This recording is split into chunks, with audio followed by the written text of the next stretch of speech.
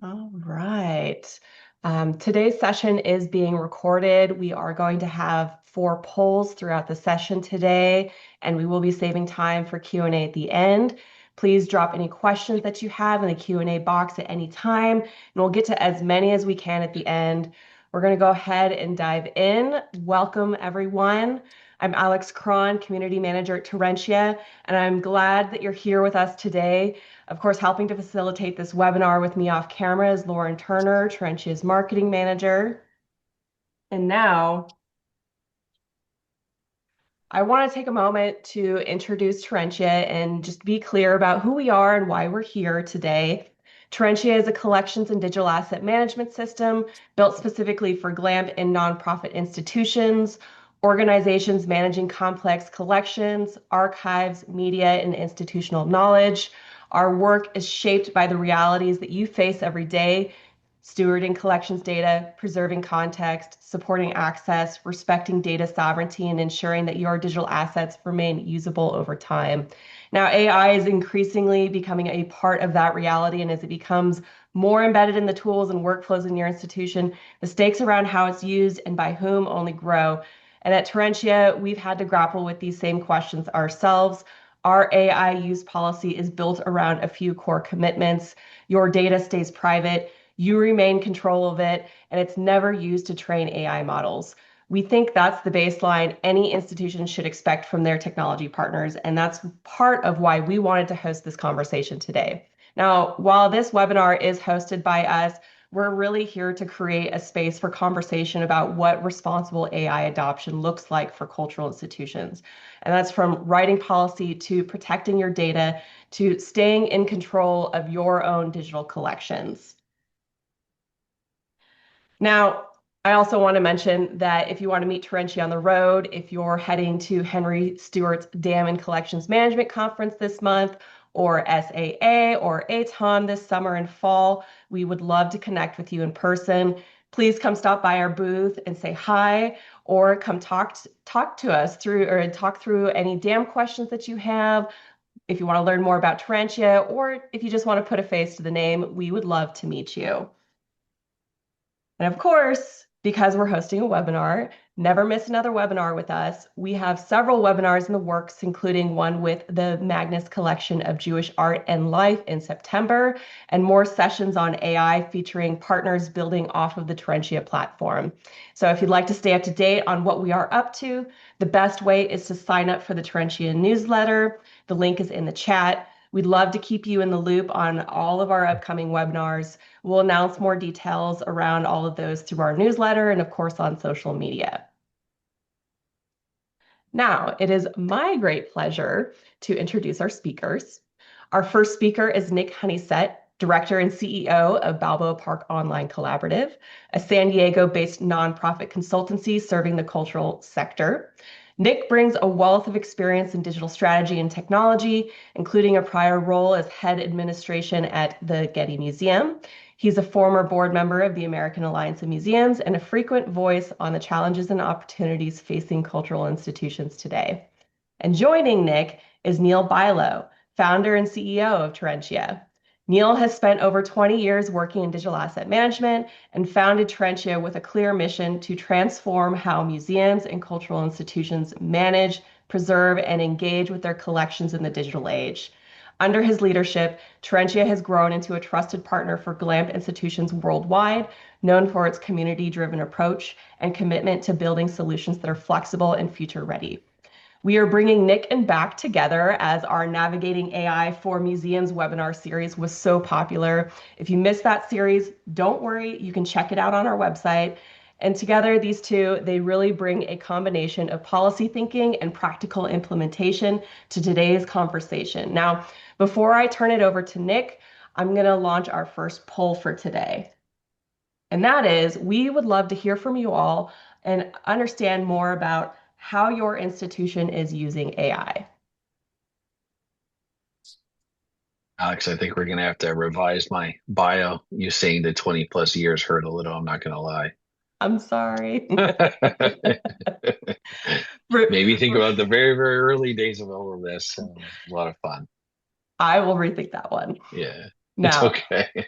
for those who are watching the recording, the response options for this poll are cataloging and metadata enrichment, OCR and transcription, digital preservation and archival workflows, collections research and discovery, image and media recognition, exhibition content development, marketing and communications. There's a lot of opportunities here, including exhibition content development, fundraising and grant writing, administrative tasks and staff productivity, or maybe you're not implementing AI yet.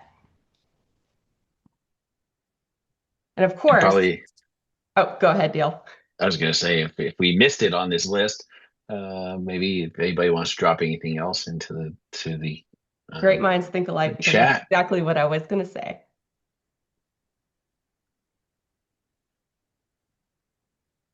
it makes you wonder what else we could have missed.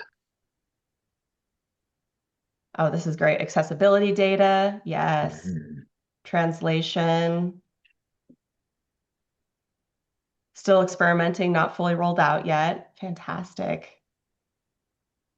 All right. Give it a couple more seconds. Researching AI itself. All right. Why don't we go ahead and close out that poll and share those results? Fabulous. So for those who are watching the recording, 12% said cataloging and metadata enrichment, 26% said OCR and transcription, 6% said digital preservation and archival workflows, 12% said collections research and discovery, 16% said image and media recognition, then 12% said exhibition content development, 22% said marketing and communications, 11% fundraising and grant writing, 42% administrative tasks and staff productivity. Okay. And then 36% we haven't implemented AI yet. Excellent. Thank you everyone for participating in our first poll today. So I am going to go ahead and stop sharing, and I'm going to turn it over to Nik for his presentation. Great. Well, hello, everyone. Thank you, Alex. Let me just start this. Okay. We good? We are good. Excellent. Well, hello, everyone. I wanted to share with you today just we have a number of AI maturity engagements going on. Some of those are specifically AIs. We have some strategic engagements going on where AI is increasingly playing an important role. But I wanted to paint a picture of what, certainly from the US perspective, and I see that there are a bunch of folks who are non-US. So I'm certainly interested in how that how what I'm going to talk about maps to what you are seeing. So some general things first. We're definitely going to get into the weeds of policies and guidelines. If you're a policy wonk, then hold your breath till towards the end of my presentation. I'm going to talk for about 15, 20 minutes, but I want to start it off and kind of give some insight into what we're seeing in museums, which I think is borne out by certainly the survey results. There's a lot of misinformation out there about what AI is, particularly in the museum world. Partly that's based on the overhype of the tech, AI companies essentially marketing to their current and potential stakeholders. They're looking for investments. They're trying to oversell the product. And then on the other side, you've got the press who are always looking for those clickbait kind of disaster robot overlords articles that paint the end of humanity. But I think this quote from Roy Amaro is exactly where we are with AI, particularly in cultural heritage. We overestimate the impact of technology in the near term, but we underestimate it in the long term. And I think there is a lot of expectation, over expectation with AI right now, which we will at some point get to in the future. I wanted to share this picture because I think it there's something behind this that I wanted to share. So this is if you're familiar with this photograph, this was a winner of a Sony World Photography Prize, and the photographer walked up to accept his prize and then disclosed that it was actually a AI generated photograph and he couldn't accept it. Promptography is the name of this technique. If you're doing, I saw somebody's doing kind of AI for video. If you're doing image generation, generative image, then it's a similar, descriptive text to create imagery. But what's interesting, I think, about this is when photography was invented, there was a lot of criticism and issues with it, saying that it lacked the hand of the artist. And that at that time, a lot of painters, a lot of artists thought that photography would leave them unemployed. And we're kind of seeing that right now with AI. The problem is that there is an inevitability of AI, and I want to share a few things about why I think that is true. But I think it's kind of obvious that we cannot stop the onslaught of this, new technology, this new tool. So we really need to get a grasp on it. So here's certainly the state of play in pretty much all the museums that we've either worked with or that we are seeing, and maybe this resonates with you. So you've got kind of three legs to this stool. You've got board pressure, you've got a leadership gap, and you've got staff inaction. So boards often are staffed by corporate board members who, in the corporate world, a lot of investment in AI, a lot of problems. We're certainly seeing a reduction in staff based on bringing AI in that now some companies are starting to walk back on because it's not delivering that overhype in the short term. Leadership pretty much uncertain about what to do about this. I don't know whether they think it's just an overwhelming task. I certainly have some recommendations about how to approach governance and policy that we'll get to in a minute. So with most technology, particularly in the museum world, the technology is leading and the governance and policy is having a hard time catching up.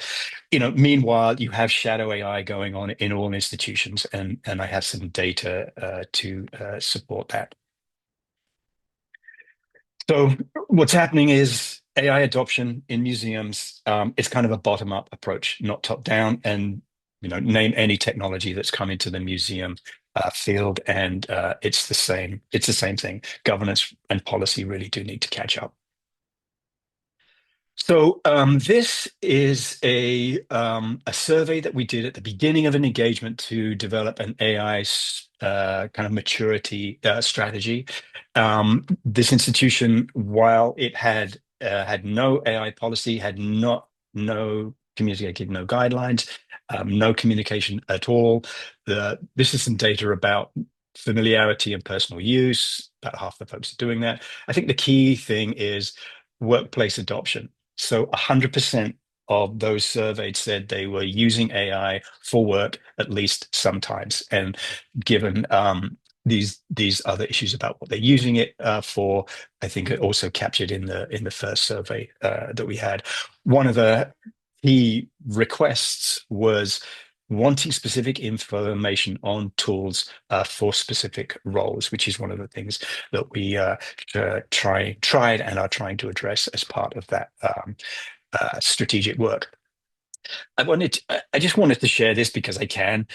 If you're on LinkedIn, this infographic is going to look immediately familiar to you. This is actually an infographic representation of that survey results. And I think what it signifies for me, as much as you may like and benefit from AI, it really is less about intelligence and more about uniformity. I mean, there is a classic signature to AI generated output, which I think is problematic. And if you can believe Google, they had their Google I/O conference a couple of weeks ago. They claimed that they are deprioritizing what is obviously AI generated content when they are building their repos. So I think that's an interesting point of reference when we think about the use of AI generated content that we're putting on our websites and publishing. Again, I think this is supported in some of the survey results. This was a survey done at the Association of Art Museum Curators last year about curatorial adoption. And it was actually more positive arguably curators are the least or the most resistant to change, but I think the results were pretty positive. 2/3 think AI can improve the quality of curatorial work at some point, and half had used tools in their curatorial work. What's interesting about this adoption, and again, I think that some of the stats from that survey play this out, we're definitely following the adoption curve, if you're familiar with that. Small number implementing, a larger number actively exploring, just beginning conversations, and a third not ready right now. So it's playing out in a classic trajectory. So another survey question. If Alex, you could post that up. Where are you in your AI policy journey?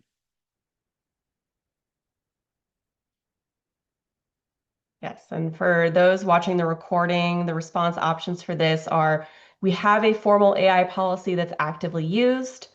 We have an informal or draft AI policy, but it's not implemented. We're planning to create an AI policy, but haven't started yet. We have no current plans for an AI policy, or I'm not sure. And I did see a question in the chat in regards to the number of responses, and so I appreciate that, and we'll let you know when I read those response results out. I think the truth is we probably could, but we're 100% not sure how to do it. So let's see if we'll try to figure it out. Do our best. And we're always learning. And if we didn't get it this time, we'll make sure that we figure out if we can for next time. Yeah. But maybe actually we could even distribute those afterwards as part of a takeaway for people as well. Alex, that'd be great. Yeah, this is great data to share. Nik, when you showed that the notebook slide. Oh yeah, infographic. I had to admit, I had to chuckle because I don't know how many times I've seen that on LinkedIn or something, but then they cut the notebook out. And Right. it's like if anybody who's used Notebook, and I've had the opportunity to do so, it's very obvious because Notebook always has that look, right? Unless you give it, but now you can give it your font, your style, things like that to help improve those things. But it's very interesting. For me, it's the concern around the lack of attribution. Right. There's nothing wrong with using it. It's about saying, hey, I've used it. I'm going to talk about that a little bit more later. Right. All right. Yeah. Looks like we've got exactly right. Most responses in. So why don't we go ahead and share those results? I always love the results sharing time. Oh yeah, absolutely. So out of 203 responses, 31 people said we have a formal AI policy that's actively used. 43 people said we have an informal or draft AI policy, but it's not implemented. 46 said we're planning to create an AI policy, but haven't started yet.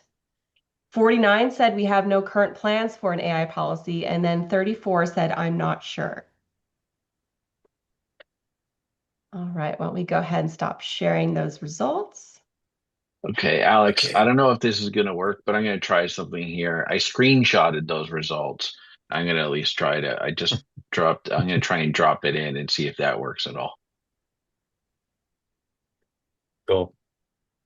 Well, those results were more optimistic and encouraging than is my experience. So it was about a third maybe kind of have some kind of policy development, either policy in development or being delivered. So one of the big issues that we're facing, certainly when it comes to resistance and uncertainty, is around the whole notion of human in the loop. But we kind of have that right now, right? So what's happening in this shadow AI world is that people are going to their personal, AI website of choice, cutting and pasting in some content, generating text, images, whatever it is, and then copying that back into some other destination. So there is actually a human in that loop.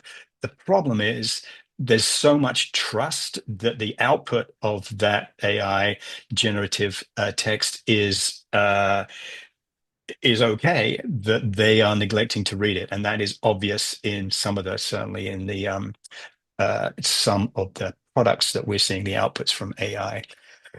So it's kind of a product in that sense, but increasingly, and I think Neal's probably going to talk about this, it's turning up as a service embedded in all the tools that we are using. And I think that's partly, having a policy needs to account for the fact that the tools that you increasingly are using that you probably don't have any control over are starting to bring in AI services either behind the scenes or very much in front of you. So I think one other survey to take. I'm interested, or we are interested in the kind of human in the loop practice. How often is it being reviewed? And hopefully, this is again is going to be much more rosy and optimistic than our experience. You're muted, Alex. Thanks, Nik. When AI tools are used, how often is a human reviewing the output before it's used externally or stored in systems of record?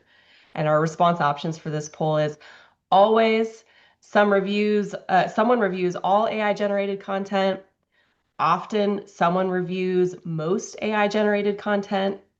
Sometimes, only for certain uses or high risk outputs. Rarely or never, we mostly trust the AI output as is, or not applicable, we don't use AI. I have to admit, I saw a comment by Amanda. I hope you don't mind me calling it out. Our policy says it's always reviewed, but do people follow policy? It's always the most difficult part. Yeah. That's the problem. Yeah. Could you do an AI policy that has an AI that reviews the human in the loop review? You're caught in the loop all the time around it. Yeah. Amy, absolutely. We always like to discuss environmental impact. Yes. Amy must be a plant because I think my next slides start talking about environmental. Or can Funny you said a future. plant, as in you mean she knew about the slide, not as in she is a plant. Exactly that. And environment. All right. Why don't we go ahead and share those results? So out of 179 responses, 82 said always, someone reviews all AI generated content. 34 said often, someone reviews most AI generated content. 11 said sometimes, only for certain uses or high risk outputs. 4 said rarely or never, we mostly trust the AI output as is. And then 48 said not applicable, we don't use AI. All right, so we can go ahead. Okay. That is rosier than I was expecting, so that's great. Just the ubiquity of AI, right? Pretty much everything that you're dealing with now. Again, Google I/O said that if you're familiar with Google's AI tools now, there's not only the Google AI overview, but there's also what they call AI mode. Google think in terms of surfaces, which is a touch point between us and their, tools, and the AI mode is their fastest growing surface that they've ever had. It's in Amazon now. You can either ask Alexa or, if you have Copilot embedded in your browser, you've got two options there. YouTube, I don't know if you're familiar. YouTube, every video now has an AI agent behind it, which you can query, summarize, and interact with every video on there. I use Otter AI a lot with its AI engine, and then browsers now are starting to come up, which are kind of dedicated browsers with an AI chat engine. So ChatGPT's Atlas browser is always in there. So it's coming into everything that we use, and it's also beginning to turn up in, certainly we're seeing it in collections management systems, beginning to see it in digital asset management systems and CRMs, etc. So it's coming. Another poll. So our question for this poll is, how is your institution using AI in its collections and/or DAM? The response options for this poll are: we actively use AI with our collections, data, and/or assets. We're piloting or experimenting with AI, but it's not in regular use. We only use AI for non-collections tasks, for example, marketing. We're not using AI at all, or I'm not sure. Alex, just because it's come up about seeing more of the results afterwards. Do you want to share just a little bit? I know it's off the top, but just share a little bit on the post webinar that we'll be sending out a survey. And again, we're going to be gathering all those results. And if they're interested, we can send those to them post Yes, webinar. yes. Yeah, exactly as Neal said, we will have a post-webinar survey where you will have the opportunity to let us know that if you'd like to have the poll results shared with you, we'll be able to get that to you.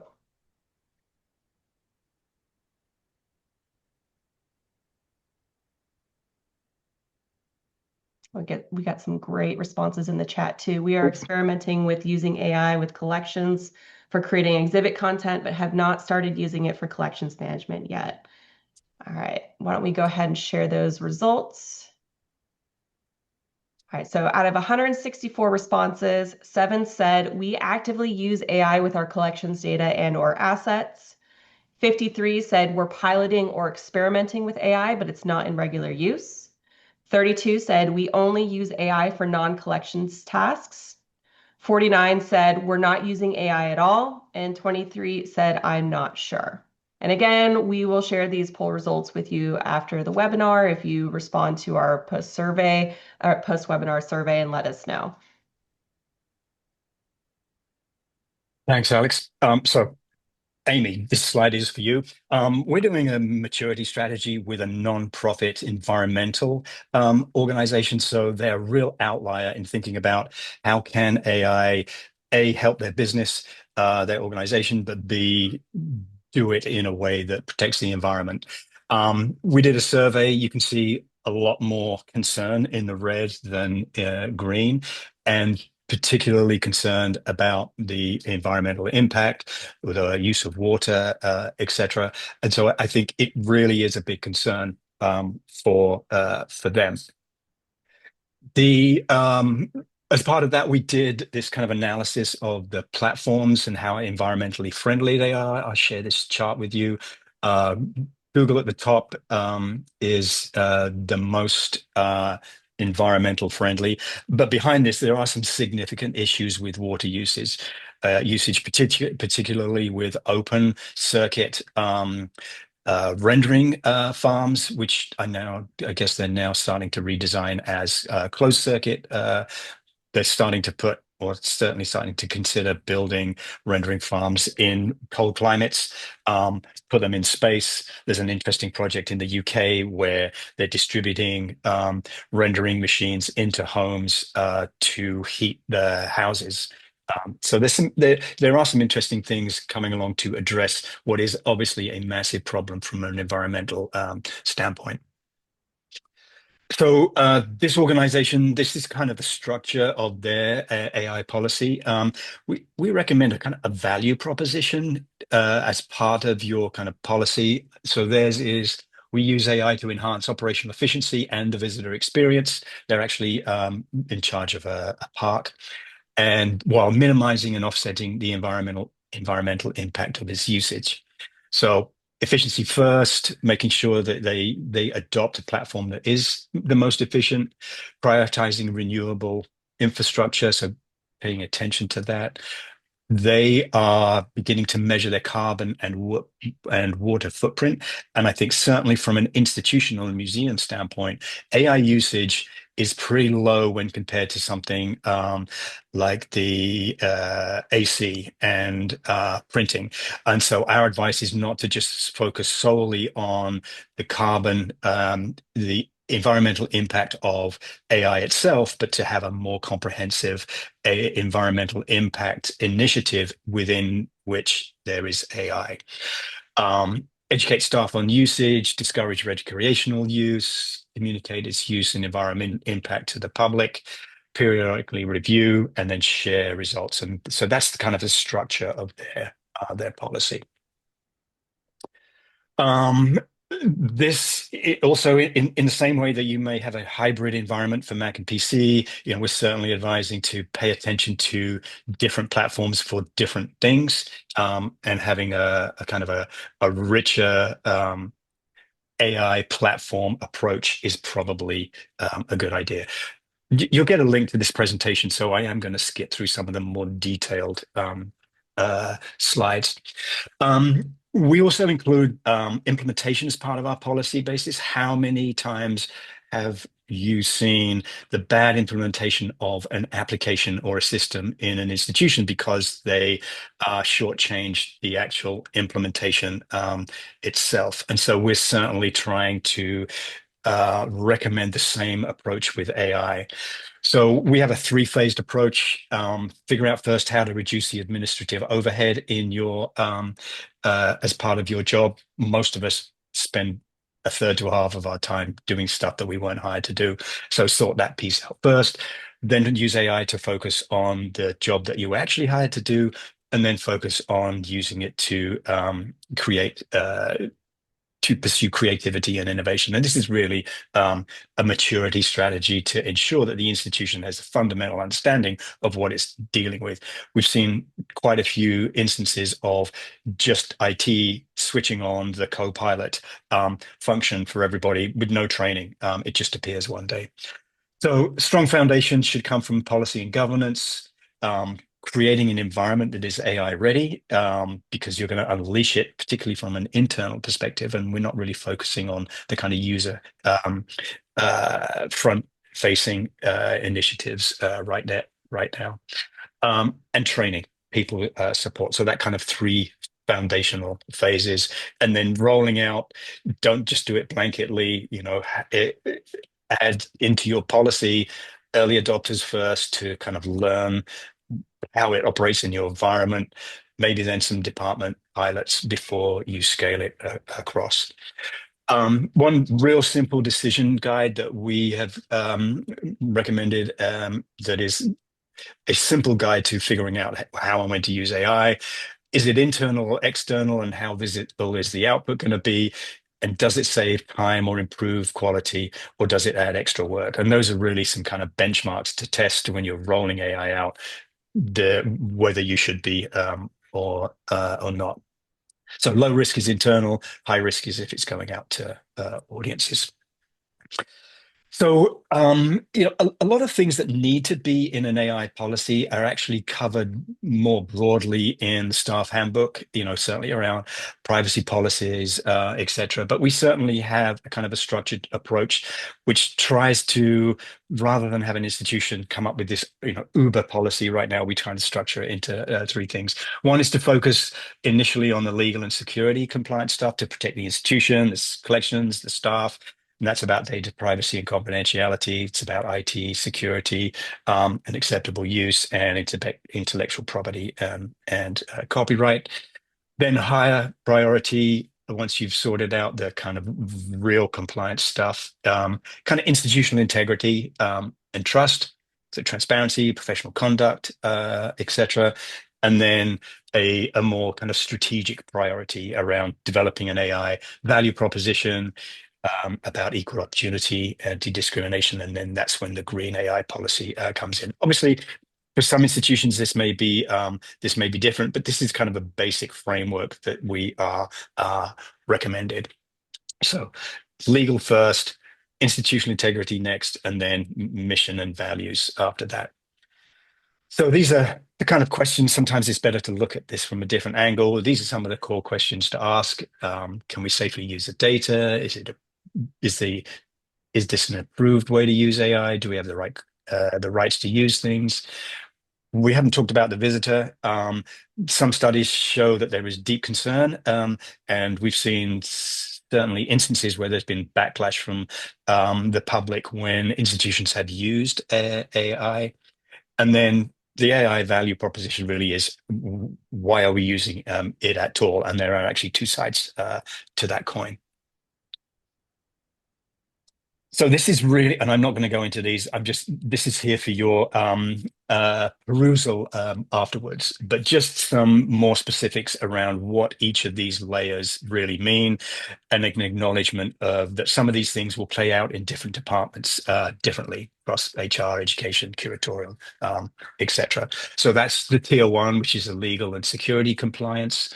Then there's the institutional integrity and trust. So public trust, transparency, professional conduct and ethics. So some specifics around, again, departmentally, either leaving it more as a framework or getting actually into the weeds around specific guidelines. And then on the mission and values, tier three, um, why it's using it. I do want to focus on the AI value proposition first. Again, you'll have this to consume and to critique at your pleasure. But I did want to talk about the AI value proposition because I think there are two sides to this. So a value proposition is, solving a problem for a specific audience to achieve an outcome while kind of maintaining your core values. And so that's really the structure. And going back to that green AI policy, specifically making a decision about how and when to use it.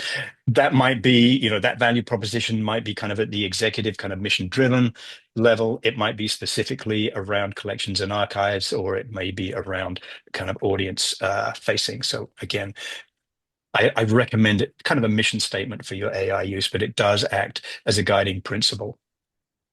But certainly you may have an anti-AI position. And I think it was equally valid to make that statement as well. Again, addressing the fact that you can't stop AI coming to your institution. It's going to be very hard to not, at some point, to not have systems and applications in your institution that aren't AI enabled in some way. So having a policy that you can map with a vendor's policy is essential. Might be about stewardship. It might be about protecting human expertise. It might be about protecting trust for your audiences. And then if you do nothing else, and this is shameful in the museum world, the lack of institutions that have had no communication to staff at all. I have an email.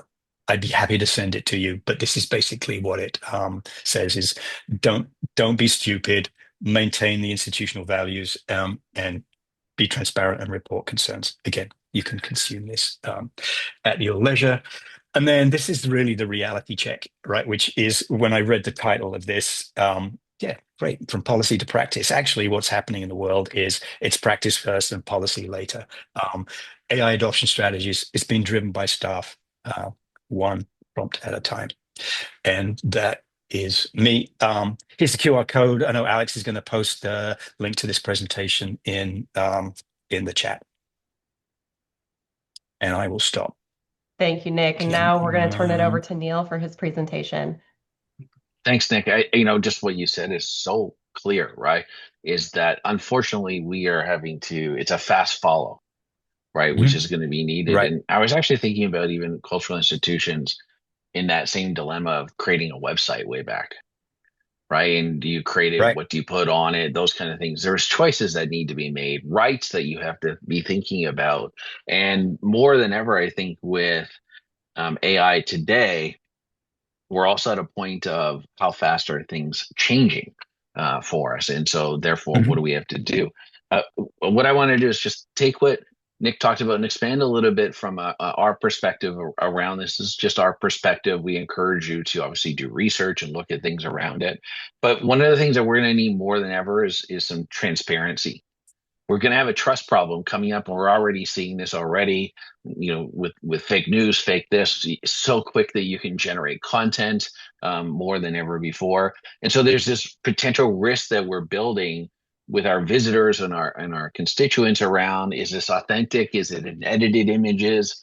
Is it an AI reconstruction of something? Is it fully synthetic? Like, what is this that we're now facing today that we didn't think about? And there's some regulation changes that you should be aware of.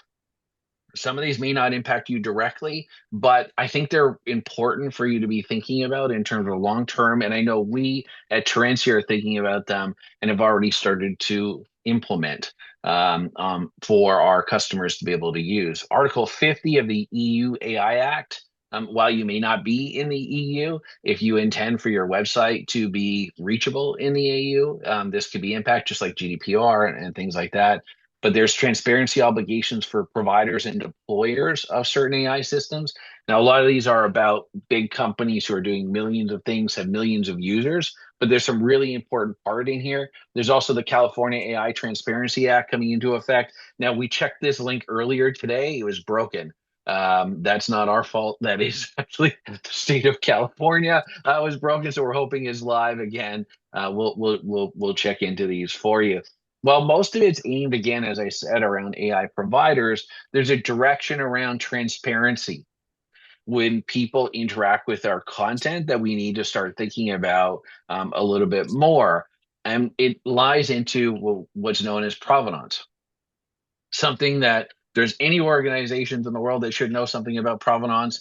It's our industry and our space around it for it. When we think about this, we should start thinking about what we should be consider tracking, right? An original source file, the creator and write status, what AI tools were used, the type of AI that's being used. Was it reviewed by that human? Remember that policy?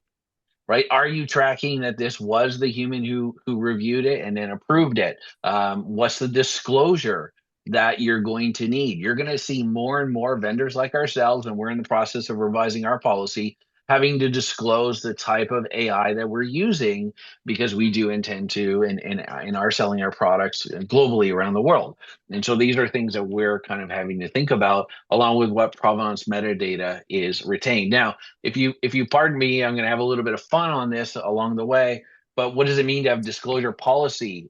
Plain labels like OCR generated transcript may contain errors, right? AI assisted image enhancement or AI generated historical visualization, like those notebook kind of things that you were showing earlier, Nick, for it. So here's an example of things that I know that we own, to be very clear. For this, and this is myself and Craig and Adrian at the Museums and Heritage Conference back on May 12th, where we took this picture, and a dams like ours would hold this picture with various metadata that could have some standard metadata that we would capture about it, the date, the type of phone, maybe, or the capture device in it, etc. Now, what I did to have a little fun in this illustration, we don't support using AI to regenerate image content because we know where it's from. However, I gave it a very clear limitation of what to do. Also, that was based on our own stuff. We then use this to enhance this a little bit for illustrative purposes.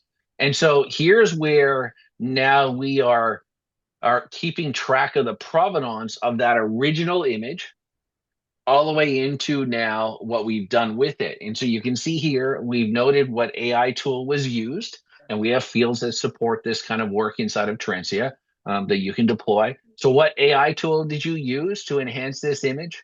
What was the prompt used? Because as you all know, my prompt versus the way that Nick writes that prompt versus the way Alex writes that prompt could generate a different image on top of this.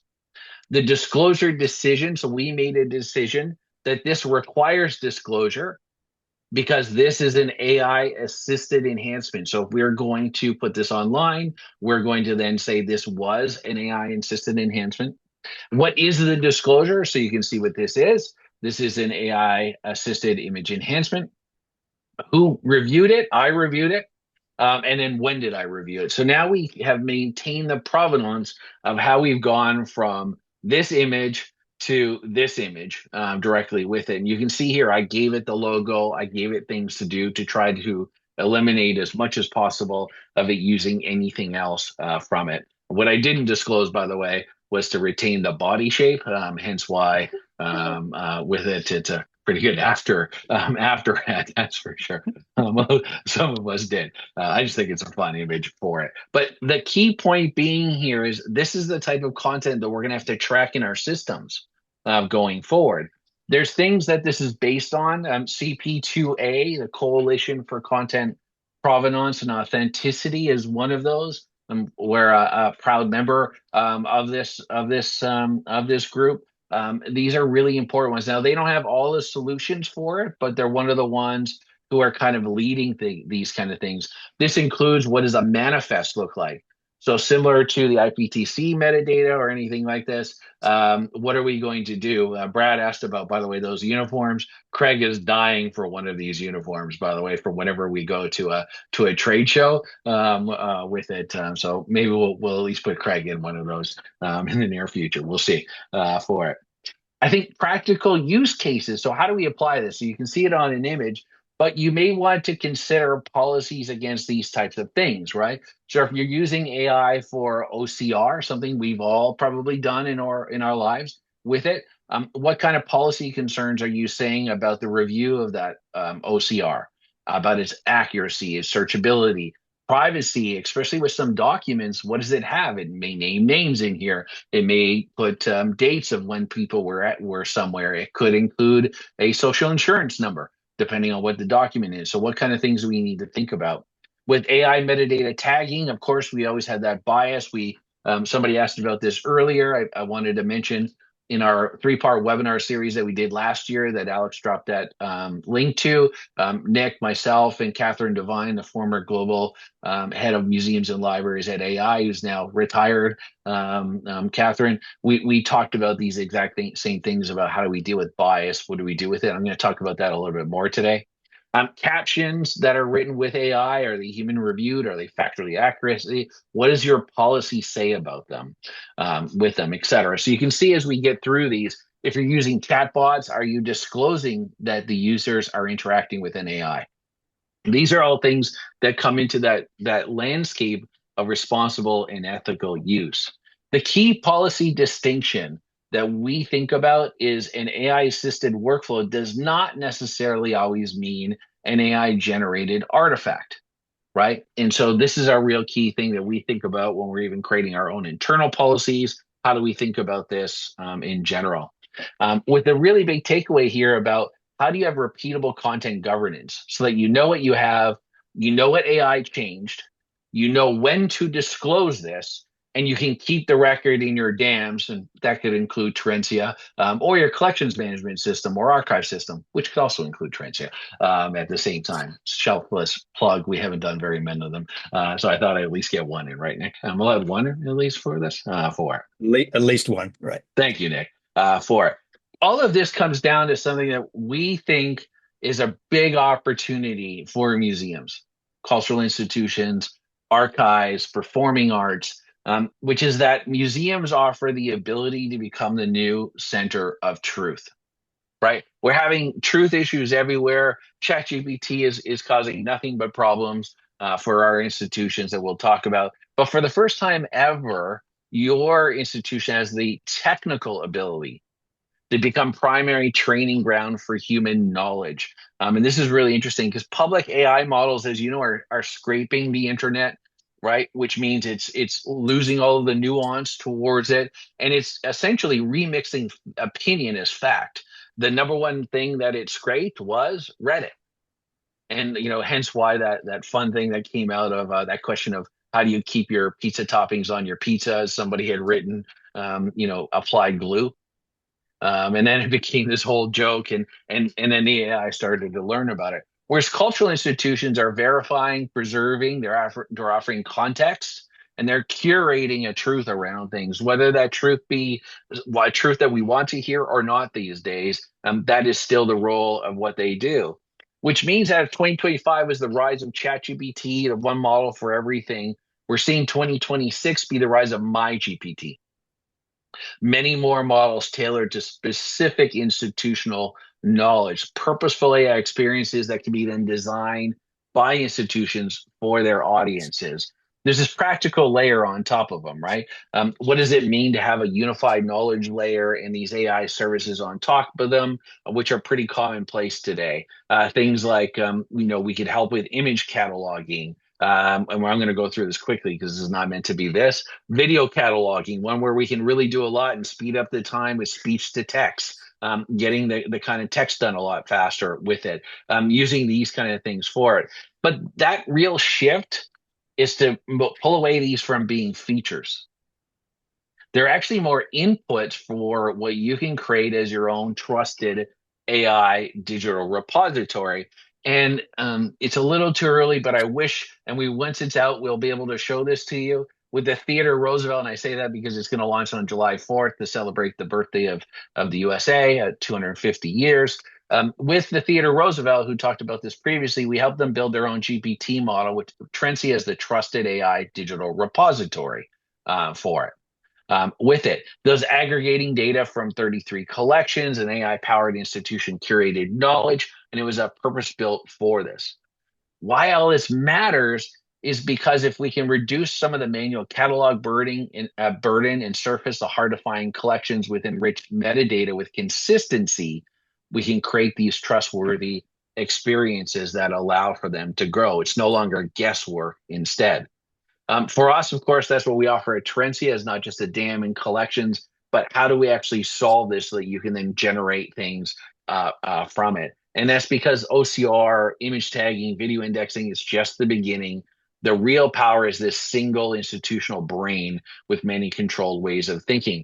Using TRPL, for example, while they have thousands and thousands of and tens of thousands of documents, et cetera, not every single document goes off to AI. Instead, through their policy, they are suggesting and determining which records go off to AI so that you can then have these. We traditionally have seen the cultural institutions go off and create lots of different things, but they always end up in silos, in siloed information. Whereas what we want to talk about today is what does it mean to utilize APIs and systems like ours to be able to actually create well-connected data for it. Oops, wrong way there. For it from that thing, which is why we talk about this as the trusted AI digital repository, a closed knowledge network built from your institutional data where you retain control of it.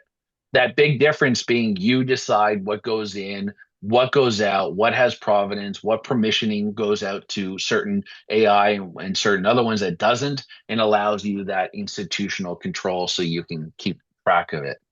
This is where you get to decide things like how do you curate the sources, which collections, which repositories, which metadata fields. How do you then build out the context so each AI experience gets its own approved data set, its own rules and its own purposes? And then how do you deliver these experiences with many different things? Public discovery GPTs, internal research GPTs, educational GPTs, executive insight GPTs, all of these being able to build off of one core set of data that you can have. It means that we can go away from the AI fear and data misuse and loss of authority to actual institutional ownership.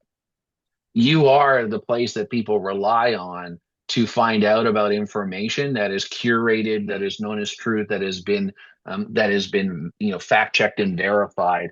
And this allows you to kind of have this misaligned automation with it. It means that your visitors who already expect personalized access, conversational interfaces, and one-to-one experiences can start to also experience this as well. It is a reality on how they're looking to do these kind of things. I know that the Met, for example, they had done one about address, and it had such a big impact because people could actually interact with it and learn a lot more about that dress specifically.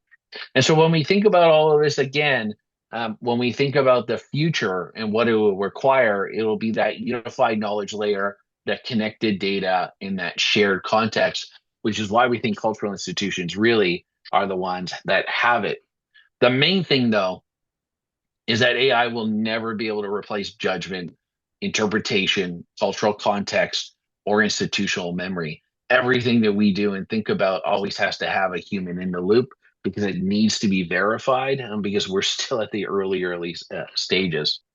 And so here's our invitation to you, all of you out there today, to help to define the truth, build knowledge that you can control, and tell those richer stories with it. And the real question is whether isn't whether AI will shape culture, it's whether your institution will help shape AI. That's, I think, the real challenge and gauntlet that we want to throw down today for the overall GLAMP sector when we think about all of this. Now, I rushed this a little bit because I know there's lots of questions about it. So, the real thing is, do you want to be informed by curated truth or algorithmic guesswork? I think these are the challenges that we need to be thinking about more than ever today. Now, if you're ready to kind of get proactive with it and you want to talk about it, obviously you can talk with us, talk with Nik, talk with the many others. We're going to be hosting more of these webinars, thinking about and challenging ourselves around what all of these kind of things have to say with it. Alex, over to you for questions. Yeah, thank you, Neal. Thank you, Nick. Always an excellent session when we have the two of you together. I'm just going to share my screen real quick. This is the same slide that Neal just had up, but I just wanted to say really quickly before we jump into those questions, for those wondering what responsible AI in practice can look like within your collections and digital asset management platform, Terentia's AI features are built around exactly that. Um, if anything you heard today sparked questions or you'd like to explore how Terentia's trusted AI digital repository could support your institution, we are dropping a link in the chat where you can book a no pressure consultation with our team. So I'm going to move over into our questions now. Um, we had some really great questions both in the chat and the Q&A. So I'm going to try and address the ones in the chat so we don't miss them. The first question that I've got is, what is shadow AI? And I did see that some folks had responded to it in the chat, but Nick, if you want to speak a little bit more to that one. Sure. Yeah. I mean, shadow AI it has a kind of number of perspectives, but in this case, the problem is that in most institutions, the staff are using their own personal AI account, whether it's ChatGPT or Gemini or whatever. So it's not sanctioned by IT, it's not sanctioned by anyone, so it's kind of under the radar. So we call it shadow IT. We also, it also has a reference to if you have an organization approved software which might be something like Slack or something, but people don't like using it and they'll use something else again which is unsanctioned, may have security issues, and so that's really what shadow AI is: unsanctioned and unapproved use of technology. Well, thank you. Is there anything you wanted to add to that, Neal? No, I think it's a great way of saying it. It came from Shadow IT was the other one. Slack was really big Mhm. on how quickly you could sign up your entire organization with it. Right. And there's definitely people across, definitely using people across it. And just remember, if your own personal account and it's not paid for, there's also different policies. And I think Mm-hmm. Mhm. that's the other thing is there's different policies about what they can do with your data that you Mm-hmm. should be really considering and making sure that you do get an institutional account to make sure that it's well protected. Well, Absolutely. yeah, and the philosophy is if it's free, then you are the product. And I Yeah, think every free account Yep. is training the model. So you have to be very careful. Yep. yeah, no, absolutely. Nick, it was I go back to that notebook thing and that provenance, right? By people Right. stripping the provenance of that notebook generated it, they're actually breaking, what the Yeah. disclosure rules will be in the future, right? And so that's really the whole kind of thing to it. Right. Excellent. All right. So our next question from Paula was, is, does policy include governance documents more widely, like governance, or sorry, like guidance, frameworks, etc.? So I think this question's more for you, Nick. Sorry, can you repeat that? I was Does looking at the chat. does policy include governance documents more widely, like guidance, frameworks, etc.? I would say so. I mean, I think you have to construct a framework which allows the staff to be able to do their job in a way that is supported by the institution. And I think really it's up to the institution. I mean, certainly we recommend both kind of policy around usage, but policy around implementation, because we're really trying to set up the organization for success. So I think the more things that are in it, although you don't want to add too much in it. Otherwise, as we know, I think this was a question earlier, you have a policy, nobody reads it, right? Which is why I think some of those simple guidelines really need to be derivatives of a policy so that they can be succinctly repeated. So is this content going to be visible to the public, right? That should determine a whole host of decisions around the use of AI. Hmm. And Nick, I think as you said earlier, like you're good. It's not a policy that you can just like have a fixed policy and then leave it and review it in 3 years. It's Right. just not going to be possible. So I think it's more about having some sort of governance committee that's available to you to, that's Mhm. thinking about this, that allows for more reaction to, hey, can we do this and that modification of it more than ever, especially for the next 18 months. It's so Mhm. new. I don't know if anybody, I mean, we've all seen the drop off of SEO, right? Because of Right. AEO, right? And people not going past Gemini. And so all of our thoughts on how do we get people to visit our site or to make sure that how to recreate a site map in a JSON view that the AI could read to get them to cite you properly is all going to be in there. These are all things that we weren't even thinking about 3 months ago. And I can't even imagine, with the various EU and California AI Hmm. transparency acts, things that are going to come in. It's still a wild west in here. We're early days. We're Oh, like the year 2000 when websites were going to be something. And it took another 10, right. 15 years. I don't think AI is going to take that long, right? But But it's still really early. and the problem with that is, 30 years ago we were making decisions, almost 30 years ago we were making decisions about websites, which we are still dealing with right now. Mhm. Even through, 3, 4 cycles of redesign, you're still dealing with these kind of departmental structured websites. We really do need to be making some thoughtful, conscious decisions about AI because we're setting ourselves up for real problems and challenges in Mhm. a couple of decades' time. Yeah.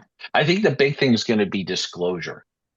And are you Yeah. able to maintain a database of what happened? Same like the provenance records. That's why, I'm bullish on it because I think there's opportunities with systems like ours where you can maintain that information Mhm. and know what policy that you used against it at that time. At the time of which you made those decisions, and then how do you maintain those disclosures? How do you publish those disclosures? How do you make it available? That's going to be the key to all of this is maintaining the provenance of what happened and how did we get here. Mhm. Right. All right, we've got quite a few questions in the Q&A we'll try and get to, recognizing that we are past time.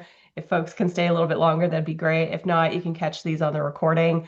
Um, so from the top, do you have an agreed upon definition of what AI use is? Is it Zoom transcriptions, Gmail, predictive words, task management, search engines? I imagine that there is much variance in surveys ranging from those who use ChatGPT and those who don't know that they are using AI when it's quietly built into, many systems that we use on a daily basis, like we've kind of talked about already. It's such a tough one because I mean, one can argue that traditional OCR that we've been doing for a long time has been using some sort of machine learning on it, right? At the edge case of what it is, all the way down to, I mean, if it wasn't for Grammarly, I'm not even sure if I would know how to write anymore. It turns out I have no grammar skills whatsoever, right? So I think it's there, and it's like we Right. are using it. So that's what's difficult, Nick. Yeah, I mean, I think that's the point of having a policy, right? And I got into the weeds around there are different, under some kind of broader policy um, category, it's going to play out differently in for different departments. And so I think as part of the policy, you have to define what you are meaning. And I think Hmm. certainly for the green AI strategy, there was a definition. There was a very explicit differentiate generative text from generative images because there is a huge overhead for creating images as opposed to text. And so that was a clear distinction that AI usage for that organization is about only using generative text and not images and certainly not video. Somebody mentioned about leakage of data, from these kind of things Mhm. with it. There's always could be that potential for it. But I mean, if it's data that you're that concerned about, like financials, don't put it in. Right. I mean, that's the If number one thing, right? Just don't put some if of in those doubt, leave things. it out. Right. Yeah. Yeah, I mean, that would be the thing about it. I mean, most cultural institutions today are trying to make people more aware of the information that they have or the objects that they have and information about it versus using it for your budget, which I think is a little bit different, or your expenses or something. But I say that, and I feel confident to say probably at least 50% of museums are probably using AI in some sort of QuickBooks or some sort of accounting Mhm. package to scan receipts, right? Those kind of things to scan the receipts, recognizing them, and people are using AI to do bank transaction matching all the time in those kind of things as well. So they're being used everywhere. The question is just where do you want to use it, and if it's confidential data that's really confidential, make sure that the systems that you use allow you to say, I'm allowing this document to be used by AI, but not this document or this image, etc. And that's really the key thing, which means that you need a DAMS, system like ours to be able to say which ones can or cannot go into and allow for these. Sorry for the shameless plug, but it's the only way I think I can talk about it at this point for that reason. Well, I don't think there's ever been a more important time to have a properly managed environment, right? And I think certainly if you're on legacy systems who are going to have a hard time bringing in these kind of controls, I mean, I think you seriously have to question the systems that you are using, and that again should be part of your policy, right? It should be a review of current systems, a check-in with vendors about what their strategy is and their roadmap is to either implement or not implement AI as part of this service. I mean, it's everywhere now. I mean, That and everything we use. that and where your data lives. I'm always Right, surprised by this that most organizations, when you ask them, about where their vendors are putting their data, they don't know. They assume that they know where it is, but right, it could be in Europe, it could be in Australia, it could be in the US. These are questions that we should be asking our vendors a lot more than ever. Where are you storing my data? Where does it go? There's an open right. source AI system that we really liked for OCR, and I'm not going to name it on what it is on this call. But when we looked into it, it turned out where our US customers may want to use it, it was taking their data to another location. But the Mm. data processing agreements that are out there that they want us to maintain says the data has to stay in the US. And so how do we guarantee these kind of things, to happen, or things that we have to think about all the time? And that's the challenge that we have with it. That whole thing about the generative AI content, by the way, I thought was a great one, Calvin. Yeah, that's a That good kind of thing. question. Yeah. Those are really great. That's where you really should be talking about the disclosure of what was used. So it's a good example of how you can use AI, and we think those are really great. But disclosing like what AI was used, how it Mhm. was reviewed, all of those things, that's the important part that we're really trying to stress here is, what was that policy on how you decided to use it? What is VO doing? I'm not familiar with VO. So what does the Mhm. policy say? What does VO's policy say about how and what they're doing with your data? And do they maintain it? Do they put it in a training program? Again, I'm not going to name names, but we know some organizations who are starting to block some of these commonly used AI tools or tools to generate content for you, like slides, things like that, because it turns out they're reading all your data. Or some of these file transport tools that we use that would be commonplace to, I'm going to put it on XY system and you can grab it from there and file share or anything like that. Turns out they're reading all of your data. And Mhm. so making sure that your organizations are staying up to date on all of it's the biggest challenge about it all. So yeah, Calvin, thank you for that again. Mhm. I'm not sure about what Google VO is doing on it. That's why I said I haven't read it for it. Obviously, we could talk about this a lot more. I feel like at some point we should get a panel together, Nick and Alex, of a few more people and just have a complete AMA. I think it'd be a lot of Mhm. fun just to talk about this and have an Mhm. AMA panel. If anybody be interested in joining that panel with us, Alex, sorry, I'm throwing out. I'm jumped in on I Alex's I was community already going role. to suggest Alex, it, so go I'm ahead. glad we're aligned. Yeah.